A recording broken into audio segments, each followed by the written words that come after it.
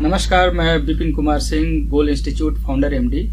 एक बार फिर से टॉपर्स टॉक में आपका स्वागत करता हूं। आज एक ऐसे स्टूडेंट से हम बात करेंगे जिन्होंने नीट 2020 में स्कोर किया है अबाउट 700 स्कोर और बहुत अच्छे रैंक के साथ अच्छे मेडिकल कॉलेज में जाने की संभावनाएं। और निश्चित रूप से ऐसे छात्र उन छात्रों के लिए प्रेरणा स्रोत होते हैं जो अपना लक्ष्य एक अच्छे डॉक्टर बनाने के लिए संजोया है, जिन्होंने सपना देखा है, जिनके परिवार ने सपना देखा है, घर वाले ने देखा है, अपनों ने देखा है। इस कड़ी में हम आपसे बात कराते हैं सिदरत बिलाल फरीदी, और एक ऐसा स्टूडेंट जिन्होंने अपनी मेहनत के बाद जो सफलता का परचम लहराया है, निश्चित रूप से सराहनीय है। हम सब लोगों को इंस्पायर्ड किया, आपको भी इंस्पायर्ड करेगा।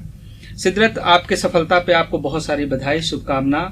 Good afternoon sir. Thank you sir. साथ ही आपके अभिभावक को शुभकामना, बधाई, मुबारकबाद। और जितने शिक्षकों ने आपके साथ काम किया है बचपन से लेकर आज तक, जिन लोगों ने आपको पेन पेंसिल पकड़ना सिखाया, और आज उनकी भी यहाँ पे जिक्र होनी चाहिए, क्योंकि उन लोगों ने बहुत मेहनत किया और आपको इस लायक बनाया। और आपको जो सफलता हासिल हुई है, इस सफलता पे आपको बधाई, शुभकामना, और जीवन में अच्छा करें, इसकी भी शुभकामना। मुझे आप बताएं, आप कैसा महसूस कर रहे हैं आज इतने अच्छे रिजल्ट्स आने के बाद? सर, पहले तो मुझे ये विश्वास नहीं हुआ था, क्योंकि ये जितना मैंने मेहनत किया था तो उस हिसाब से तो लग रहा था, मगर ये तो उम्मीद से ज़्यादा है। और मैं बहुत खुश हूँ इसलिए, और मतलब जो ड्रीम सोचा था वो पूरा हो गया है, और इसलिए मैं बहुत खुश हूँ इस बात के लिए। किसे क्रेडिट देना चाहते हैं इस सफलता का? सबसे पहले तो हम अपने मम्मी पापा को उनको क्रेडिट देना चाहते हैं, क्योंकि उन्होंने हमें मतलब हमेशा मेरा सपोर्ट किया, और कभी भी हम डिप्रेस हुए तो फिर उन्होंने मेरा मोटिवेशन किया।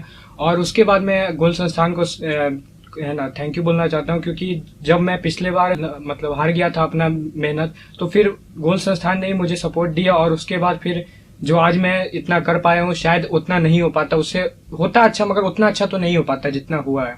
तो आपने, जैसे आपने बताया, मम्मी पापा का सहयोग रहा, शिक्षकों का सहयोग रहा, या फिर संस्थान का सहयोग रहा।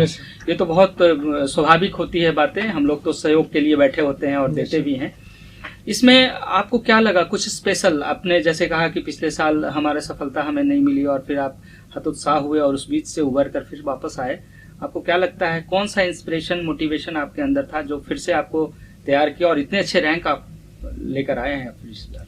पिछले बार भी मेरी मेहनत अच्छी थी, मगर वही रिवीजन अच्छा नहीं हो पाया था, तो फिर इसलिए इस बार पूरा वो डेडिकेशन, मतलब भरोसा तो था ही खुद पे कि हम अच्छा कर सकते हैं, तो इसीलिए पूरे साल अच्छे से मेहनत की, और बस वही जो ड्रीम पिछले बार छूट गया था उसको पूरा करने के लिए थोड़ा सा जर्नी आप बताइए। 10th 11th 12th and dropper के बाद ये जर्नी थोड़ा जानना चाहेंगे आपसे। Yes sir. तो फिर मैंने मेडिकल फील्ड का सपना जो है 9th क्लास में ही सोच लिया था।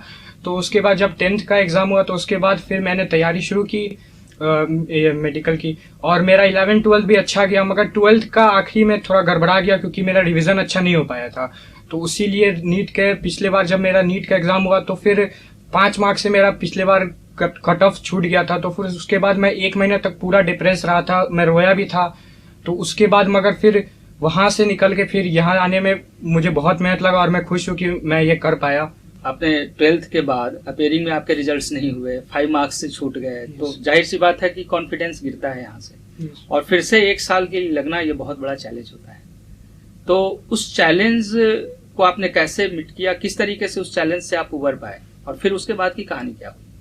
तो पहले तो जब नीट 2019 के रिजल्ट के बाद तो 1 मंथ तक बहुत ज्यादा डिप्रेस रहे थे, मगर उसके बाद फिर मम्मी पापा और फ्रेंड लोग पूरा सपोर्ट किया और बोले कि तुम अगली बार बहुत अच्छा कर सकते हो, मतलब तो इसीलिए तुम अच्छा कर सकते हो, तो फिर इसलिए तुम आगे का सोचो और ये सब नेगेटिविटी दूर करो। तो इसीलिए फिर मेरा एक फ्रेंड है, उसने मुझे गोल इंस्टीट्यूट के बारे में और स्पेशली गोल विलेज के बारे में बताया, और जो मैं जितना मैक्सिमम जितना बेस्ट इन्वायरमेंट में सोच सकता था वो मुझे गोल विलेज में मिला। जैसे कि वहाँ पे पूरा सोसाइटी और आउटसाइड इन्वायरमेंट से अलग रह के और सिर्फ स्टडी पे फोकस करना, और एनसीईआरटी बेस्ड टेस्ट, ये सब से बहुत ज़्यादा फायदा हुआ हमको, और लाइब्रेरी में आराम से पढ़ना, इस सब में बहुत ज़्यादा फायदा हुआ।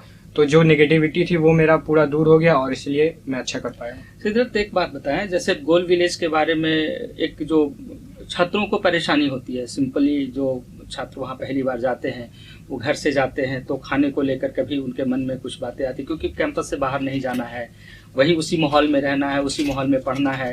एंड्रॉयड मोबाइल आपको अलाउ नहीं किए जाते 24 आवर्स, उसके लिए बहुत सीमित एक टाइम दिया जाता है। तो इतना रिस्ट्रिक्शन के बीच में और बाहर ना निकलना हो, घर ना जाना हो, छुट्टियों को आप सेलिब्रेट नहीं कर सकते, तो ये सारी चीज़ें जो आपको दिया गया, सब कुछ जो बंदिश लगाया गया या फिर जो रिस्ट्रिक्शन था, इसके बारे में आप क्या कहना चाहेंगे? ये रिजल्ट में पॉजिटिव या नेगेटिव क्या रोल? बिल्कुल पॉजिटिव रोल निभाया। अगर वही वो असल में वो टेम्पोररी खुशी है, वो सब मोबाइल और ये सब, तो ये डिस्ट्रैक्शंस है, और यही डिस्ट्रैक्शन तो सबसे बड़ा दिक्कत करता है रिजल्ट में। तो ये सबसे दूर रहना सबसे बड़ा फायदेमंद चीज़ हुआ मेरे लिए, और ये मैं खुश हूँ कि ये सब चीज़ों से मैं दूर रह सका और सिर्फ पढ़ाई पे ही कहना अपना कंसंट्रेशन लगा सका, और इसलिए फुल फोकस लगा सका, और इसलिए इधर उधर ध्यान ही नहीं गया। और खाना पीना ये सब तो छोटा मोटा चीज़ है, और खाना ये सब मतलब ये सब उतना इम्पोर्टेंट चीज़ नहीं है। अगर आप अपना मोटिवेशन जो आपका ड्रीम है वो उसके बारे में अगर आप हमेशा से सोचते हो तो फिर ये सब छोटी मोटी बातें लगती है, इसके प्रति ध्यान भी नहीं जाता है। मतलब जब पढ़ाई आपकी अच्छी होती है तो बाकी सारी चीजें पीछे छूट जाती है, ना मोबाइल बारे में कभी सोचे भी नहीं। यही तपस्या है, यही गुरुकुल की एक परंपरा है जो सोच रखी गई गोल विलेज के पीछे, और जिस तरीके से माहौल दिया गया, जैसे आपने कहा कि माहौल का जो इन्वायरमेंट है, जो दोस्तों का ग्रुप होता है, उसका डिस्कशन होता है, और बाकी सारी चीजें। और भी क्या खासियत लगी आपको? जैसे टेस्ट वगैरह में इतने सारे टेस्ट लिए गए, तो कभी पैनिक नहीं हुए उतने टेस्ट देने के बाद, या उसके फायदे हुए? किस तरीके से फायदे हुए सर? मतलब जितना इतना सारा टेस्ट दे दिए कि मतलब वो डर ही खत्म हो गया एग्जाम का। और क्वेश्चंस तो फिर वो एग्जैक्टली एनसीईआरटी और नीट पैटर्न पे रहता था, तो क्वेश्चन से तो फायदा हुआ ही, और इतना टेस्ट देने से जो डर रहता था वो भी खत्म हो गया, और वो हमारा प्रैक्टिस ये सब अच्छे से हो गया, तो इसलिए कोई दिक्कत नहीं। गोल विलेज में कितने टेस्ट हुए होंगे और कितना आपने अपीयर किया? मैंने गोल विलेज के लगभग सारे टेस्ट अटेम्प्ट किए, लगभग 80 to 100 टेस्ट तो आराम से फुल सिलेबस मैंने दिए होंगे। लगभग 100 टेस्ट आपने दिया? Yes sir. लगातार टेस्ट में जो परसेंटेज आपने स्कोर किया, और कभी आपके परसेंटेज कम आए यस, तो वो घबराहट भी होती है उसके साथ साथ। यस, उसको आपने पॉजिटिव या नेगेटिव या किस तरीके से आपने लिया? उसको पॉजिटिव तरीके से लिया, क्योंकि मैं जानता था कि मेरा कैपेबिलिटी क्या है, और ये एक टेस्ट मेरा कोई फ्यूचर डिसाइड नहीं कर सकता। इसलिए मैं उस अगले टेस्ट के जैसे ही एक टेस्ट का रिजल्ट आता, फिर अगले टेस्ट के लिए मैं लग जाता, और फिर उसमें पूरा अच्छा करने का कोशिश करता, नेगेटिव कम करने का कोशिश करता, तो डेफिनेटली अगले टेस्ट में अच्छा नंबर आता। थोड़ा मुझे बताएं, आप छात्र बहुत सारे सुन रहे होंगे आपको, चूंकि टॉपर्स को सब लोग सुनना भी चाहते हैं, फॉलो भी करते हैं, तो बुक्स के बारे में और स्ट्रेटजी के बारे में आप बताएं, क्या कहना चाहिए?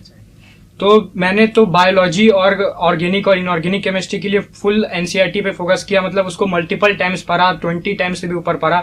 और ये इन तीनों सब्जेक्ट के लिए तो ग्रुप डिस्कशन सबसे इंपॉर्टेंट चीज़ होता है, क्योंकि ग्रुप डिस्कशंस में जो आप बुक पढ़ते हैं और उसमें कुछ पॉइंट जो छूट जाता है, वो ग्रुप डिस्कशंस में जब दूसरे बच्चे आपसे पूछते हैं तो फिर वो क्वेश्चन निकल के आता है, और फिर उसका बहुत फायदा होता है। ये फायदा हुआ। और फिर फिजिक्स केमिस्ट्री के लिए तो है ना, फिजिक्स और फिजिकल केमिस्ट्री के लिए गोल का पैकेज बस मैंने बनाया, और उसमें भी है ना, उसके लिए भी एनसीईआरटी मैंने पढ़ा, और उसमें प्रैक्टिस बहुत किया बस फिजिक्स। एनसीईआरटी का रोल कितना रहा है इस बार के एग्जामिनेशन? पूरा एनसीईआरटी का ही रोल था।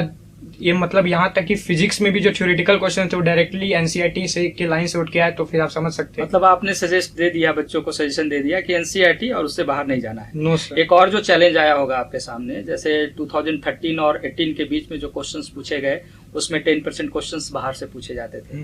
19 में एनटीए ने पहली बार टेस्ट लिया और उसमें एनसीईआरटी पे वो फोकस हो गए, और जब एम्स के साथ अटैच किया गया तो छात्रों के बीच में एक मर्मरिंग शुरू हुआ था कि इस बार एम्स अटैच हुआ है तो हो सकता है एसएसएन रीजन ना पूछे, लेकिन इस लेवल के क्वेश्चंस तो जरूर होंगे।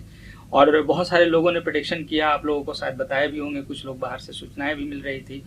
आप इसे कैसे कंट्रोल किए?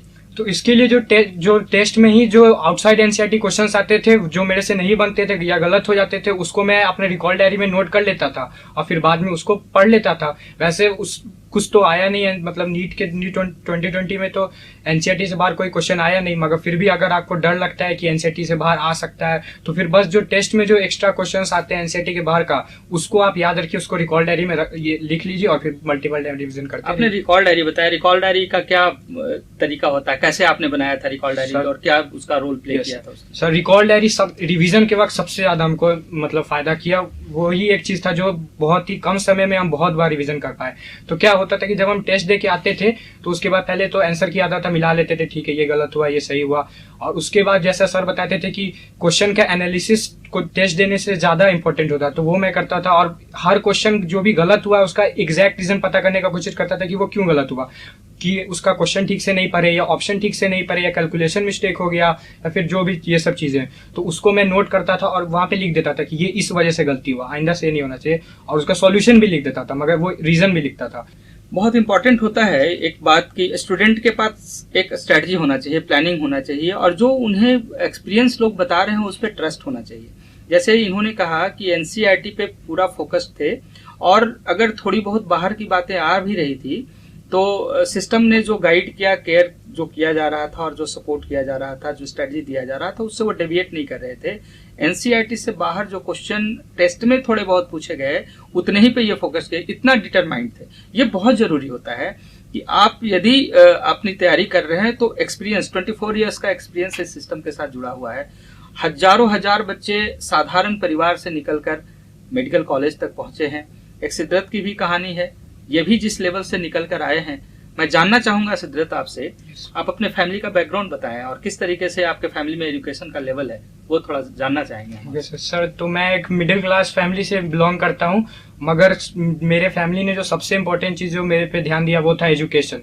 तो बचपन से ही मेरे एजुकेशन पे हमेशा से ध्यान दिया गया, और इसीलिए मतलब बचपन से ही मेरा ड्रीम रहा था कि कुछ अच्छा करना है। और 9th में जाके फिर मेरा ड्रीम, मतलब जब मैं जाना आगे का अपॉर्चुनिटीज़, तो फिर हमको मेडिकल फील्ड सबसे अच्छा लगा, और उसके पीछे और भी बहुत सारे रीजन थे। तो फिर मेरे फैमिली ने मुझे बहुत सपोर्ट किया, और एजुकेशन पे हमेशा से ही मेरा फैमिली। घर में एजुकेशन का क्या लेवल है? आपके पिताजी, आपकी माताजी, आपके घर में भाई बंधु, और उनका एजुकेशन लेवल क्या रहा है? तो मेरे जो पापा है वो है ना उर्दू लिटरेचर में PhD है, और जो मेरी मम्मी है वो ग्रेजुएट है, तो इसीलिए वो लोग एजुकेशन का इम्पोर्टेंस हमेशा से जानते थे। तो इसीलिए हमेशा से ही मतलब मेरे एजुकेशन पे ध्यान दिया गया, और मैं हमेशा से ही अच्छा करता रहा था। तो इसीलिए। आप अपने फैमिली के पहले डॉक्टर हैं या पहले भी कोई है? नहीं, डॉक्टर तो बनने वाले हैं। यस, डॉक्टर बनने वाले हैं पहले। पहले तो खुशी हो रही होगी आपको। Yes sir.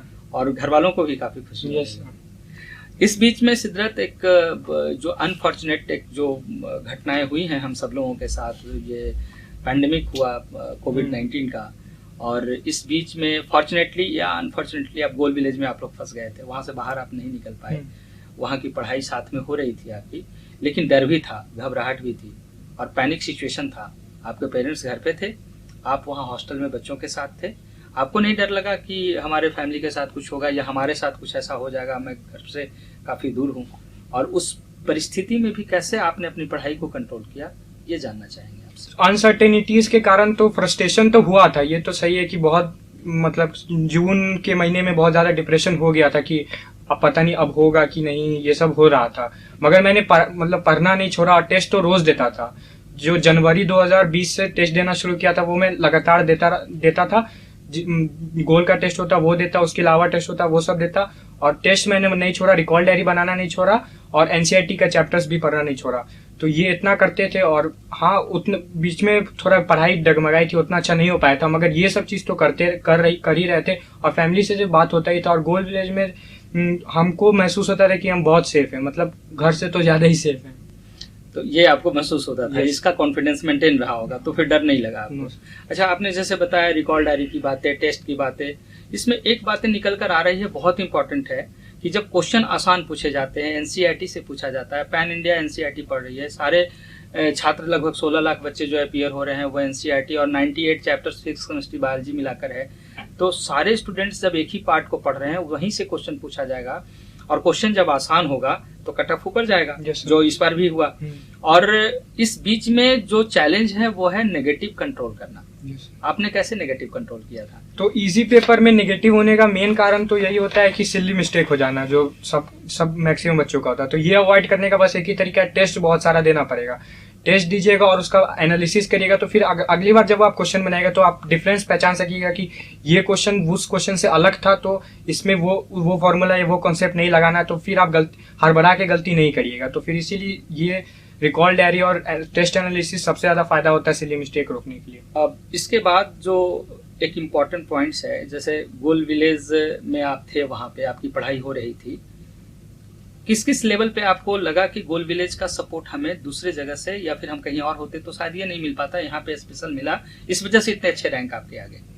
कौन सा पॉइंट हो सकता तो है? सर पहला तो सबसे इम्पोर्टेंट पॉइंट कि आइसोलेटेड इन्वायरमेंट जो था वो सबसे इम्पोर्टेंट पॉइंट था कि डिस्ट्रैक्शंस कुछ नहीं थे और आइसोलेटेड इन्वायरमेंट। और दूसरा कि बंच ऑफ जो स्टूडेंट्स थे वो सब बहुत अच्छे स्टूडेंट्स थे, तो ग्रुप डिस्कशंस का बहुत ज़्यादा फायदा होता था। हम लोग रोज़ एक दो चैप्टर एनसीईआरटी का आपस में डिस्कस करते थे, तो उससे रोज़ जो कोई नया नया पॉइंट सब है ना मालूम चलता था, तो ये सब बहुत फ़ायदा होता था। और हाँ, सबसे इम्पोर्टेंट जब पैंडेमिक का समय था उस वक्त जो बहुत ही दिक्कत हो रहा था, तो उस वक्त अगर मैं कहीं और कोई और इंस्टीट्यूट में रहता तो फिर वो मुझे घर आना पड़ता और फिर मैं मतलब दिक्कत हो जाता और मैं उस वक्त उतना सपोर्ट नहीं मिल पाता और मैं हो सकता है कि मेरा नंबर 50 नंबर 40 नंबर कम ही आ जाता, क्योंकि उस वक्त मैं बहुत उस लेवल तक पढ़ाई नहीं कर पाता जितना मैं पहले कर पा रहा था। तो मगर ये नहीं, मेरे साथ ऐसा नहीं हुआ। गोल विलेज में जो मेरा पढ़ाई चल रहा था लगभग वही कंटिन्यूअस इस पेंडेमिक में भी चलता रहा, तो इसीलिए डिस्ट्रैक्शंस और ये सब ना होने के कारण मेरा पढ़ाई में कोई दिक्कत नहीं आया। आपको जो सुन रहे होंगे वो आपके इस स्ट्रगल फेज को बारीकी से समझने की भी कोशिश कर रहे होंगे और वो भी चाह रहे होंगे कि आपके जैसा उन्हें भी रैंक मिले आने वाले समय में 2021 में। क्या आप उस एस्पिरेंट्स को सजेस्ट करना चाहते हैं जो 2021 में आप जैसे अच्छे मेडिकल कॉलेज में जाने का सपना देखा है? तो अब जब क्योंकि एनटीए जो नीट करा था वो पूरा एनसीईआरटी बेस्ड हो गया, तो अब ये सबके लिए आसान हो गया है नीट में अच्छा स्कोर करना।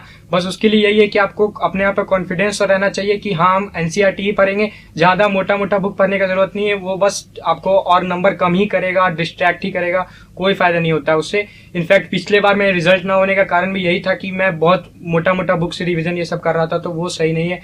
एनसीईआरटी को अगर आप 10-20 बार पढ़ जाइएगा तो आराम से हो जाएगा और टेस्ट देते रहिएगा तो कोई दिक्कत नहीं होगा। तो ये सब तरीका है जो पॉइंट मैंने बताया, group discussions, test analysis, multiple test and NCERT focus study, बहुत सारे क्वेश्चंस बनाना, रोज कम से कम 200-300 उसको आगे बढ़ा के 400-500 तक ले जाना एक दिन में क्वेश्चन, तो ये सब बहुत इंपॉर्टेंट चीज़ है। ये बहुत इंपॉर्टेंट बात है, सही बात है। जब ज़्यादा से ज़्यादा क्वेश्चन सॉल्व करना, एनालिसिस करना, जो गलतियां हो रही है उसे रिकॉर्ड डायरी में नोट करना, उसे रेगुलर रिवीजन में रखना, दोस्तों के साथ डिस्कशन करना, एक अच्छी प्लानिंग होना चाहिए, स्ट्रैटेजी होना चाहिए। जब डीमोटिवेट हो तो मोटिवेट करने वाले आपके फैमिली जिस तरीके से आपके साथ रहे वो उस तरीके से उनका जैसे भी माध्यम जो भी हो तो उनका मोटिवेशन आपके साथ होना चाहिए। ये सारी चीज़ें कहीं ना कहीं रिजल्ट में एक बड़ी भूमिका निभाती है। काफ़ी इंस्पायरिंग हम सब लोगों के लिए कि एक साधारण परिवार से निकलकर, जिनके घर में डॉक्टर कोई नहीं थे, डॉक्टर बनने का सपना देखता है और अब बहुत अच्छे मेडिकल कॉलेज में जाकर डॉक्टर बन भी जाएगा। उसके बाद की प्लानिंग क्या हो सकती है, आप किस फील्ड में जाना चाहते हैं, डॉक्टर बनकर स्पेशलाइजेशन क्या होना चाहिए आपके दिमाग में जो अभी हो आपके साथ? तो जहाँ तक मुझे अपने सीनियर ये सबसे मालूम चला है तो, और मेरा इंटरेस्ट तो न्यूरो साइंस में ज़्यादा है, तो फिर यही मेरा। आप न्यूरो सर्जन बनना चाहते हैं, न्यूरो फिजिशियन बनना चाहते हैं, मतलब न्यूरोलॉजी में आपका इंटरेस्ट ज़्यादा है, इसलिए उस फील्ड में अपना किस्मत आजमाना चाहते हैं। डॉक्टर बनकर आप अपने देश में, अपने राज्य में या फिर कहीं बाहर जाने का भी प्लानिंग है? नो सर, यही तो एक चीज़ है कि जहाँ से मैं इतना मुश्किल झेल कर आया और ये सब स्ट्रगल किया, उस जगह से जाने का तो कोई सवाल ही नहीं उठता है। देश में अपॉर्चुनिटीज़ की कमी नहीं है और अपॉर्चुनिटीज़ का फ़ायदा उठाते हुए आप देश की सेवा भी कर सकते हैं। तो ऐसा नहीं है कि आपको कोई दिक्कत होगा, आप अपना ड्रीम नहीं पूरा कर पाइएगा अगर आप दूसरे का हेल्प करिएगा। तो दोनों चीज़ पैरेलल चल सकता है, आप लोगों की मदद भी कर सकते हैं और फिर अपना ड्रीम भी अचीव कर सकते हैं। तो इंडिया में अपॉर्चुनिटीज़ की कमी बिल्कुल नहीं है, तो कहीं जाने का सवाल ही नहीं है। ये बहुत हार्ट टचिंग था आपका कि हम जिस देश से, जिस राज्य से, जिस धरती से मोहब्बत रखते हैं, प्यार रखते हैं और जहाँ पे हमने पढ़ाई की है, जब सेवा देने की बात हो तो हम अपने देश को दें, हम अपने लोगों को दें, जिनके बीच में आपने खेला है, अपने आप को बढ़ते हुए देखा है, अपने बीच में इतने सारे लोगों का प्यार पाते हुए देखा है और फिर से उस देश का सेवा करना, उस सोसाइटी का, उस समाज का सेवा करना, ये सचमुच में गर्व और फख्र की बात हो सकती है और ये काम हम लोगों को करना चाहिए। और आपके जैसे सोचने वाले लोगों की तो वैसे तादाद है, लेकिन आज जो परिस्थितियां आती हैं तो हायर एजुकेशन के लिए लोग बाहर जाना चाहते हैं, बट बहुत सारे बच्चे बाहर जाकर सीखकर फिर वापस अपने देश में सेवा दे रहे हैं। तो ये प्लानिंग आपकी जो समझ है और सोच है, इसका मैं तारीफ करता हूँ। एक बार फिर से सिद्धार्थ, आपने जो अचीवमेंट जो प्राप्त किया और जो सफलता आपको मिली है और जो सपना जहां आपका पूरा होने जा रहा है, हम पूरे गोल संस्थान की शुभकामना आपके प्रति, आपके पूरे परिवार के लिए, और ईश्वर से प्रार्थना है कि आप जीवन की ऊंचाइयों को प्राप्त करें, सफल हर क्षेत्र में हो, और सफलता जब आपको मिलेगी तो हम लोग भी गौरवान्वित होंगे। बहुत सारी शुभकामना। Thank you so much. Thank you sir.